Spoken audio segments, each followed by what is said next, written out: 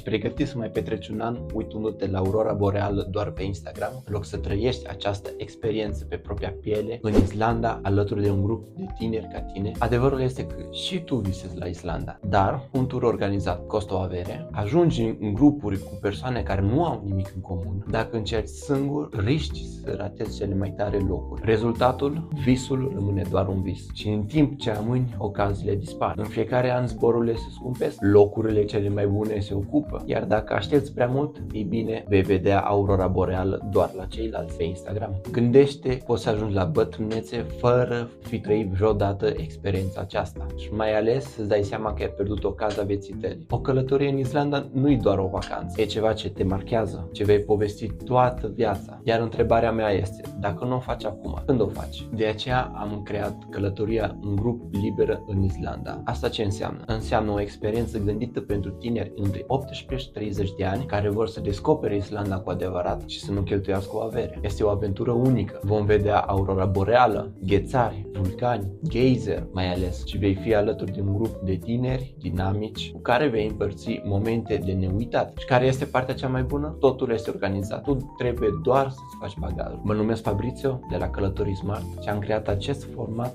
pentru că și eu am avut această frustrare de a vrea să călătoresc, dar prea scump sau prea organizat sau prea rigid sau să nu mă simt liber. Vrei să ajungi în Islanda într-un mod smart, liber și accesibil. Nu-ți cer să mă crezi pe cuvânt.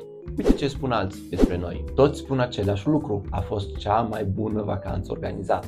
Iată acum ce primești dacă te înscrii în mod gratuit. Program complet zi de zi, transport organizat în Islanda, asistență permanentă 24/7 pe WhatsApp, un grup select ca tine de tineri și experiențe autentice. Practic, tot ce ai nevoie ca să te bucuri de Islanda. Există un detaliu foarte important. Locurile sunt limitate. Nu putem lua un grup prea mare, pentru că vrem ca grupul să fie mic, tânăr și mai ales special. Și în Islanda nu poți improviza. Zborurile și cazările se ocupă foarte rapid. Dacă aștepți, riști să nu mai găsești loc. Aceasta este ocazia ta să trăiești Islanda cu adevărat, nu doar în vise. Apasă pe butonul de mai jos, rezervă-ți locul și hai cu noi în aventura asta unică. Nu amâna. Aurora boreală nu așteaptă. Ne vedem în Islanda.